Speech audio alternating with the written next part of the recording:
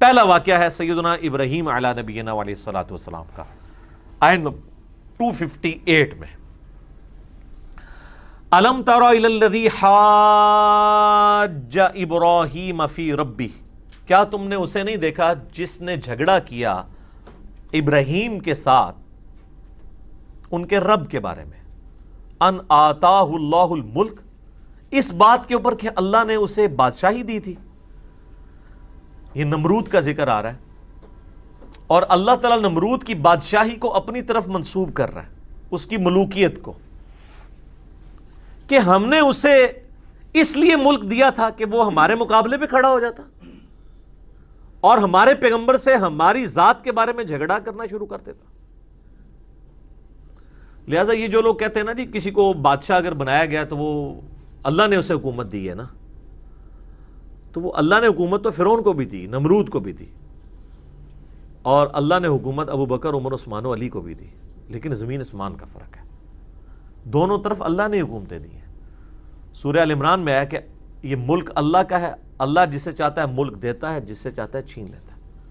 پھر اللہ تعالیٰ نے صاف فرمایا وَتُعِزُّ مَن تَشَاءُ وَتُذِلُّ مَن تَشَاءُ، جسے چاہتا ہے عزت دیتا ہے، جسے چاہتا ہے ذلیل کرتا ہے۔ کئی لوگوں سے حکومت لے کے ان کو عزت دے دیتا ہے، حسین ابن علی، اور کئی لوگوں کو حکومت دے کے ذلیل کر دیتا ہے، یزید ابن معاویہ۔ اللہ کہتا ہے میں دیتا بھی ہوں اور لیتا بھی ہوں، اور عزت بھی دیتا ہوں اور لیتا ہوں۔ تو اس کے لیے ضروری نہیں کہ کسی کو حکومت دے کے عزت دی جائے، کسی سے حکومت لے کے انہیں اسے عزت دے دی جائے قیامت تک کے لیے، اور کسی کو حکومت دے کے 4 سال کی قیامت تک کے لیے لانتے اس کا مقدر ہو جائے، یزید ابن معاویہ۔ تو یہ اللہ کی مرضی ہے۔ تو اللہ فرماتا ہے ابراہیم سے جھگڑا کیا نمرود نے اس بات کے اوپر کہ اللہ تعالیٰ نے اسے ملک دیا تھا بجائے کہ وہ ابراہیم کی بات مانتا۔ اذ قال ابراہیم ربی الذی یحیی ویمیت، جب ابراہیم نے اسے اللہ کی طرف بلاتے ہوئے کہا کہ میرا رب وہ ہے جو زندہ کرتا اور مارتا ہے، ایمان لا اس رب کے اوپر۔ قال انا احیی و امیت، اس نے کہا یہ زندہ کرنا اور مارنا یہ تو میں بھی کر لوں گا، لیکن اگے کہانی کرائی، جس طرح مولوی بھی کہانی کرا دینے۔ آپ انہیں کہنا کہ یہ بات کا حوالہ کہیں تو اور سے اور بات کر دیتے ہیں، وہ بات ہی کچھ اور ہو رہی ہوتی ہے، اس کا جواب کچھ اور دے دیتے ہیں۔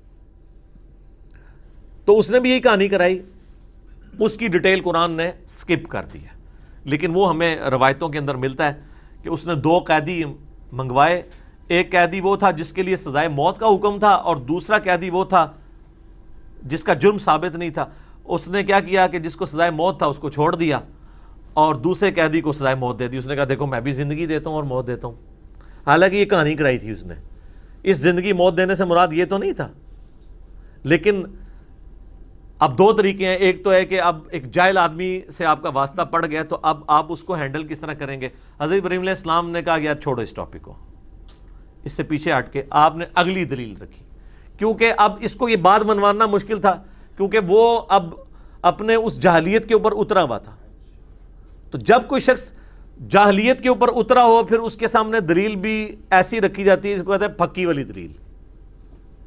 اللہ تعالیٰ نے پھر وہ ابراہیم علیہ السلام کو کیا دلیل سکھائی، قال ابراہیم فإن اللہ یأتی بالشمس من المشرق، تو ابراہیم نے کہا کہ پر دیکھو کہ بے شک میرا اللہ تو وہ ہے جو نکالتا ہے سورج کو مشرق سے، فأتی بہا من المغرب، تو اگر رب ہے نا تو مغرب سے نکال کے بتا۔ اب یہ لٹریچر کی زبان میں بات ہو رہی ہے، سائنٹیفک لینگویج میں نہیں بات ہو رہی، یعنی ود رسپیکٹ ٹو زمین، جو ہم زمین پہ ایک بندہ آبزرو کرتا ہے۔ میرے پچھلے دنوں ویڈیو بھی ریکارڈ ہو چکی ہے زمین ساکن ہے کے حوالے سے، اس میں نے بتایا تھا کہ یہ جو علماء کہتے ہیں زمین ساکن ہے اور قرآن سے ثابت کرتے ہیں، غلط رزلٹ نکالتے ہیں۔ اور اسی جگہ میں نے جو غیر مسلموں نے مسلمانوں پہ قرآن کے اوپر اعتراضات کیے ہیں کہ جی سورج تو کبھی غروب ہی نہیں ہوتا، تو اس پہ میں نے پھر دلیل دی تھی کہ بھئی آج بھی امریکن اخباروں کے اوپر بھی سن سیٹ اور سن رائز لکھا ہو جاتا، تو پھر امریکہ کو بھی نہیں ابھی تک پتا کہ سورج نکلتا اور غروب نہیں ہوتا، تو وہ کہیں گے نہیں وہ تو ہم لٹریچر کی زبان میں بات کر رہے ہیں جو ہم آبزرو کر رہے ہوتے ہیں۔ تو یہاں پہ بھی آبزرویشن ہے۔ تو اللہ تعالیٰ فرماتا ہے فَبُہِتَ الَّذِي كَفَرَ، ہکا بکا رہ گیا وہ کافر۔ اس کے جواب میں کہاں سے نکال سکتا تھا وہ؟ کیونکہ اللہ کے فزیکل لاز اتنے محکم ہے کہ ان کو اللہ کے سوا کوئی چینج نہیں کر سکتا۔ اس دلیل کے اوپر وہ، اب اسی طرح کے دلائل ہم سامنے ان کے رکھتے ہیں نا، آج کل کے بابوں کے سامنے بھی رکھتے ہیں. وہ کہتے ہیں جی وہ یہ کر لیتے تھے، وہ یہ کر لیتے تھے، جی وہ بسم اللہ پڑھا ہو تو جناب سمندر کے اوپر چل پڑے. ہم بھی یہ کہتے ہیں تو بسم اللہ پڑھ کے سمندر چھوڑ دے، ایک نالا عبور کر کے بتا دے. اور پھر کہتے ہیں نا اولیاء اللہ سے دنیا خالی نہیں ہے، تو ایک تو کوئی موجود ہوگا نا تو آ جائے. اور وہ جو آتے بھی ہیں وہ اس طریقے سے آتے ہیں کہ وہ آپ ان کے مقابلے میں انہیں چیلنج بھی نہیں دے سکتے. ڈاکٹر طاہر القادری صاحب انڈیا میں لیکچر دے رہے تھے، 40,000 سے زیادہ مجمع سامنے موجود ہے، ویڈیو رکھی ہوئی ہے اس کی، احمد آباد کے اندر. جس طرح یہاں ملتان شریف اولیاء کہتے ہیں نا اولیاء کی سرزمین ہے، تو وہاں انڈیا میں اولیاء کی سرزمین جو ہے وہ احمد آباد ہے. اور وہ قصہ موسیٰ اور خضر بیان کر رہے ہیں اس کو، اور پتہ نہیں اس کو کیا رنگ دیتے دیتے دیتے نا اینڈ پہ پہنچے ہیں وہ. اور وہ کہتے ہیں یعنی یہ جو قرآن میں واقعہ ہے اس کے اوپر میں نے پوری اس کی انجینئرنگ کی ہے، اس واقعے سے جو غلط رزلٹ نکالتے تھے اس کی، وہ آپ دیکھ سکتے ہیں. اور اس سے کرتے کرتے وہ اپنے بابوں کے وہ کرامات ثابت کرتے ہوئے نا اینڈ پہ سپیکر پکڑتے ہیں اور کہتے ہیں جناب کوئی ہے جو قرآن کو نہ مانے ابھی کھڑا ہو جائے، جو وہ کہے گا میں اس کو ادھر ہی کر کے دکھا دیتا ہوں. لیکن جملہ کیا بولا کہ جو قرآن کو نہ مانے. تو کون ہے جو سامنے کھڑا ہو جائے کہ میں قرآن کو نہیں مانتا؟ بھئی تو چھڑا لان کرنا کہ جو بابوں کی کہانیوں کو نہیں مانتا کھڑا ہو جائے، میں بھی کہانی کر کے بتا دیتا ہوں اسے. واقعہ قرآن سے حضرت خضر اور موسیٰ کا بیان کیا اور کہا کہ کون ہے جو نہیں مانتا قرآن کو. قرآن کا لفظ بولا یعنی قرآن کے اس واقعے کو. کون ہے جو نہیں مانتا؟ سارے مانتے ہیں. ابھی کھڑا ہو جائے، جو کہے گا میں اس کو دکھا دیتا ہوں. 40,000 کے مجمع میں ایک بندہ بھی کھڑا نہیں ہوا کہ بھی ہاں جی آپ بھی ذرا کر کے بتا دیں. تخت بلقیس کو چھوڑ دیں، امام کعبہ کو غائب کر کے بتا دیں جو نجدی امام ہے وہاں پہ، اور اپنا امام وہاں کھڑا کر دیں. کسی نے نہیں کہا. یہ تو یہی کہتے ہیں نا نجدی امام ہے. تو کس نے کھڑا ہونا تھا؟ کھڑا ہو جاتا تو شہید ہو جاتا وہاں پہ. ویسے کیتی سیاںگی کو نکلوتا.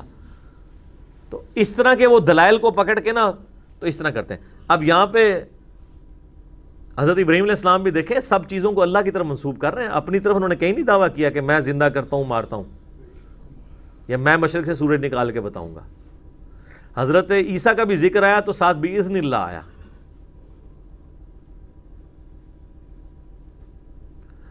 تو اللہ تعالیٰ ماتا ہے وہ کافر ہکا بکا رہ گیا. واللہ لا یہدی القوم الظالمین، اور اللہ تعالیٰ ہدایت نہیں دیتا کسی ظالم کو.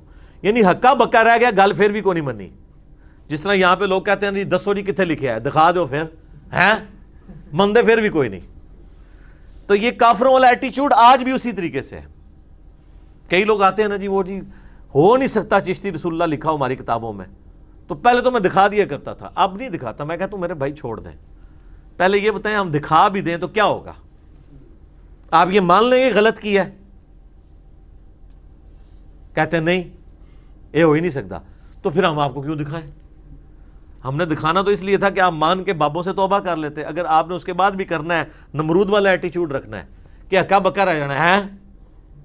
یہاں کسی کو والا بتا دینا، وہ مولوی کے پاس جانا نا کہتے ہیں اے کنے دسیا تانوں، وہ جواب دے تو کنے دسیا تانوں. ٹھیک ہے. تو جو اس طرح ہکے بکے رہ جاتے ہیں نا اور پھر عمل نہیں کرتے، اللہ تعالیٰ ان کو پیغمبروں کے ذریعے بھی ہدایت نہیں ملتی، تو میرے آپ کے ذریعے تو ہدایت ان کو ملنی نہیں ہے. لہٰذا ان کے بارے میں ٹینشن نہیں لینی، آپ کا کام صرف بتانا تھا. حضرت ابراہیم نے بھی دیکھیں بتایا، اس کے بعد معاملہ اللہ پہ چھوڑ دیا.